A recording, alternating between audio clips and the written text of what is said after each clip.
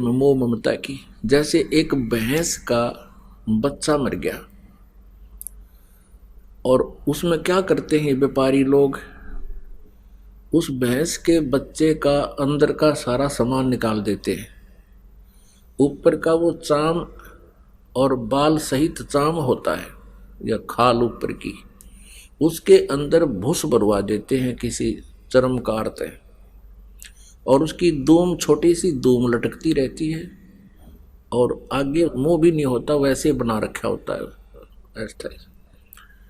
और वो उस भैंस के पास रख देते हैं।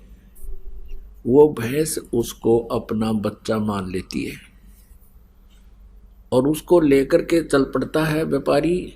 भैंस उसके पीछे पीछे रया रया करती हुई चलती है कि मेरा बच्चा चल रहा है। अब उस भैंस की इतनी बुद्धि काम करती है कि ये मेरा बच्चा है, उसको दिखाई नहीं देता कि इसमें तो ये भूस भर रखा है, ऊपर चाम है इसके। अब उसके बस की बात नहीं है। तो पुण्यात्माओं, हम यहाँ जो नाते बनाए बैठे हैं, इस काल ने हमारे को इतना धोखे में रखा हुआ, इतनी बुद्धि बना दी। ये क्या शरीर है मेरा, प्रत्येक का देखो। आपने कोई कुत्ता मरा हुआ देखा हो सड़क पे एक्सीडेंट के कारण, उसके अंदर से उसका सारा मटेरियल बाहर पड़ा होता है, निकला हुआ, उसकी तरफ देखा भी नहीं जाता। आंत न्यारी, मांस न्यारा, टट्टी अलग से है, उसका वो चाम रगड़ रखा होता है सड़क के ऊपर। अब वो मटेरियल आपके और हमारे और बच्चों के अंदर ऊपर चाम में मंड के पैक कर रखे, और इसमें हमारी कितनी ममता है। अब इसको आगे ज्यादा ना कहूं, समझदार को संकेत बहुत है। तो जब हमारे आप मैच्योर हो जाओगे, उसके बाद फिर आपका ये जो आज आपको ज्ञान दिया है, ये आपको भूल तो पड़ नहीं सकती, याद तो अवश्य रहेगी। लेकिन आपकी इसके ऊपर स्थिरता कब आवेगी, उसमें समय लगेगा। कैसे लगेगा कि आप भक्ति करते रहो, परमात्मा ने जो क्रियाएं बताई हैं वो करते रहो, दान धर्म भक्ति। इससे क्या होगा कि जो इस गुणों का प्रेशर इतना है, ये धीरे धीरे कम हो जाएगा। हमारे अंदर भक्ति का प्रेशर बढ़ जाएगा और फिर बुद्धि को वो प्रेशर स्थिर करने लग जाएगा। और एक समय ऐसा आएगा कि आपको ये सभी ऐसा नजर आएगा कि हम सचमुच गलत स्थान पर रह रहे हैं। फिर एक कृपा और होगी आप पे, जब वृद्ध हो जाता है इंसान। अब जैसे भक्तिहीन प्राणी भी वृद्ध होगा और भक्ति करता हुआ व्यक्ति भी वृद्ध होगा, ये तो नेचुरल है। जो भक्तिहीन वृद्ध होगा उसकी तो दुर्गति होगी।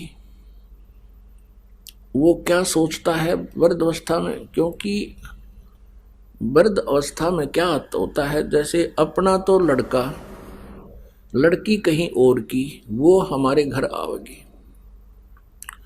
तो उस लड़की का जो व्यवहार कैसा रहेगा उनके प्रति, ये तो उस बेटी के स्वभाव पर ही डिपेंड करता है।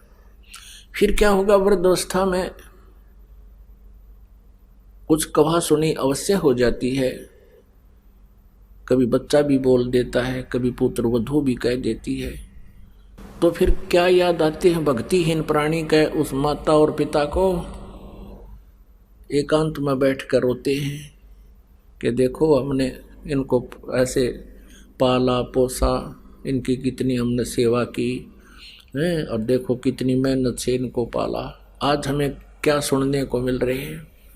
वृद्धावस्था में क्या होता है कि बूढ़ा आदमी अपने अनुभव को अपने बच्चों को बताने की चेष्टा करता है, और वो कोशिश करता है कि बालक मैं कहूँ ऐसे ही करे।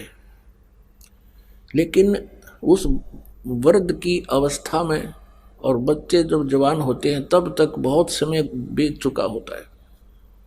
तो बच्चे अपने समय के अनुसार बाहर के समाज को देखते हुए अपने कर्म क्रियाओं को करते हैं।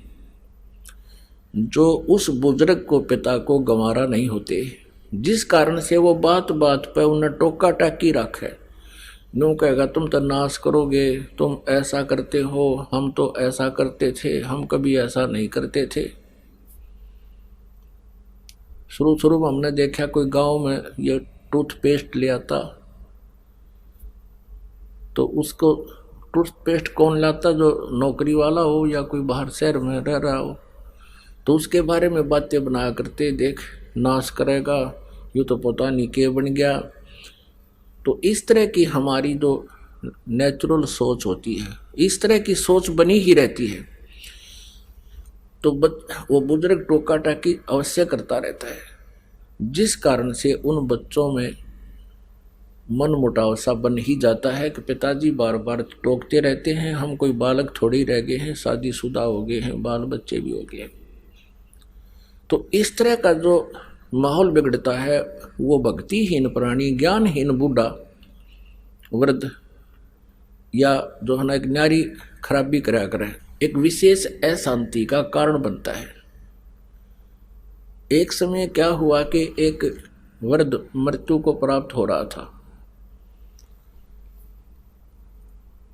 और उसकी जुबान बंद हो गई। उसके बच्चे निकट आए, क्या हो गया पिताजी को? पिताजी कुछ ऐसे संकेत कर रहा था, ना हाथ हिल रहे थे ना जीभ उठ रही थी, ऐसे संकेत कर रहा था। अब उन्होंने सोची कि पिताजी कुछ बताना चाहते हैं। उनको ये शंका होगी कि पिताजी कहीं धन दाब रखे है, धन यानी पैसा या सोना आभूषण दाब रखे हैं किधर जमीन में। पहले ऐसे ही करते थे, चोरों के डर से जमीन के अंदर पैसे छुपा दिया करते थे। तो उस पशु जहाँ बांधा करते, पशुओं के नीचे स्थान खोद कर गड्ढा उड्ढा दाब देते, ऊपर ऐसा करते थे, किसी को पता नहीं लगे कहाँ दाब रखे। तो ऐसे जहाँ पशु बंधते थे उस साइड में ऐसा कर रहा था। अब बच्चा ने सोची पिताजी कुछ बताना चाहते हैं, कुछ पैसा इन्होंने छुपा रखा है, मृत्यु होगी और ये व्यर्थ जाओगा। उस गांव में एक व्यक्ति था, वो ऐसा इंजेक्शन लगा देता था कि यदि श्वास शेष है उसके तो उसकी जीभ उठ जाती थी। वो बोल के 1-2 मिनट मुश्किल से वो बोल सकता था, जैसा भी 1-2 मिनट, और वो 500 रुपये लेता था।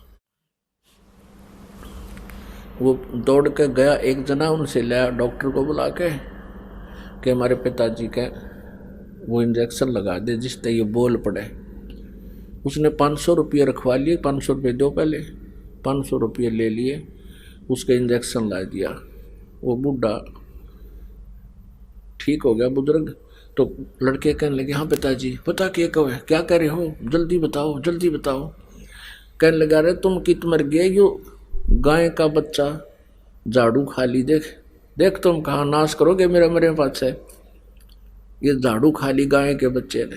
नो कह बूढ़ा तो मर गया। अब वो लड़के बोले, बाबू या झाड़ू 500 रुपये में पड़ेगी तेरी, ये वो तो गया, बूढ़ा मर गया।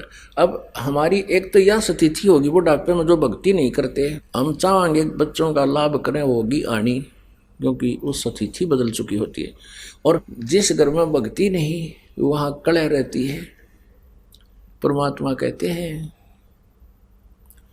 मतलब के बिना कोई नहीं प्यारा, स्वार्थ के बिना कोई नहीं प्यारा। जब तक बैल चले हड़िये में तब तक डालें चारा। जब तक बैल चले हड़िये में तब तक डालें चारा। बिरध होवे जब नाथ काट दे, वो घर घर लाठे खारा। स्वार्थ के बिना या कोई नहीं प्यारा। फिर क्या बताते हैं भाई, बिरध होवे जब पड़े खाट में, सुने वचन खारी।